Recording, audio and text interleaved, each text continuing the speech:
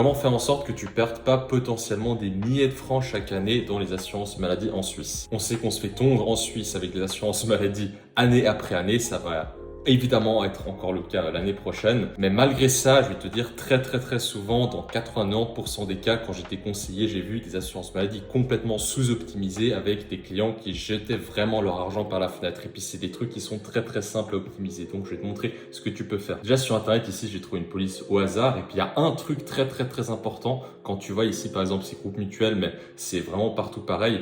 Ici ils te mettent un truc pour l'assurance de base. Est-ce que tu as la couverture maladie et la couverture accident. La couverture accident, si tu travailles chez le même employeur plus de 8 heures par semaine, elle te sert absolument à rien. Donc, faut enlever ça et ça t'évitera de jeter 30 à 40 francs chaque mois par la fenêtre. Ensuite, l'autre truc qui va être important, c'est la franchise annuelle. Donc, tu sais que tu as plusieurs franchises qui vont de 300 jusqu'à 2500. Les deux seules qui vont être pertinentes pour toi, c'est soit celle à 300, soit celle à 2500. Tout ce qui rentre, c'est du pipeau. Et ça, je vais te montrer ça dans quelques petites secondes. Ensuite, tu as ce site-là qui s'appelle Priminfo qui répertorie toutes les franchises d'assurance maladie en Suisse. Donc là, ce que tu dois faire, c'est simplement, donc je te mettrai le lien dans la vidéo. Là, il faut simplement que tu mettes des informations sur toi, donc case postale, ta date de naissance. Une fois que tu as ça, ici, tu vas ensuite dans comparaison des franchises. Et là, tu as tout le répertoire de tous les différentes assurances maladie et les différentes franchises. Ensuite, tu peux filtrer par exemple du moins cher au plus cher. Donc ici, par exemple, si tu as une franchise de 2500, tu vas à 2500, tu cliques jusqu'ici. Et là, tu vois que par rapport à où tu habites, ça va te classer du moins coûteux au plus coûteux.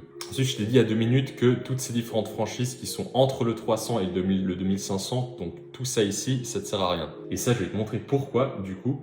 Ici, je t'ai mis ce petit calculateur qui va te montrer où est-ce que pour toi est le point de rupture entre opter pour une franchise à 2500 et une franchise à 300. Donc pour ça, tu retournes ici sur Priminfo et toi, mettons que par exemple, tu es chez Elzana Benefit plus FlexMed. Donc ça, par exemple, tu regardes sur ta prime. Et ces chiffres-là, tu les rentres juste dans le tableau ici. Et donc ce tableau, tu vois les différents frais médicaux que tu dois payer chaque année. Donc frais médicaux zéro, ça veut dire qu'en gros, tu n'as jamais été chez le médecin, ce qui est très bien.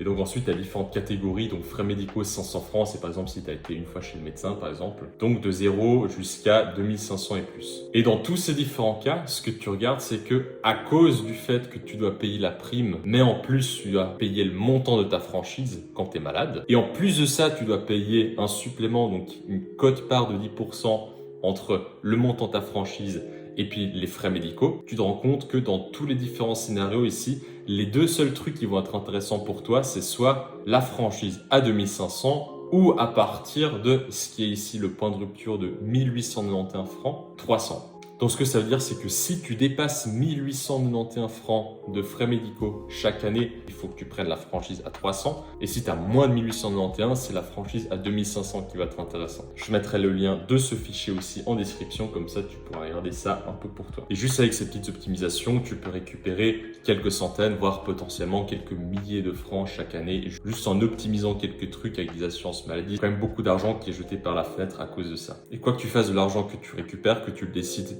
de l'investir ou que tu le décides de le dépenser pour toi, c'est toujours beaucoup mieux dans ta poche que dans celle des assurances. Donc voilà, si cette vidéo t'a été utile, n'hésite pas à liker cette vidéo, à t'abonner à mon contenu et à rejoindre mon canal WhatsApp. Je te mets le lien en description. J'aborde plein de sujets différents liés à l'investissement, que ce soit en bourse et en crypto, optimisés autour du système suisse. Donc ça peut t'intéresser aussi. Moi, je reviens très vite pour une prochaine vidéo. C'était Patrick. Ciao!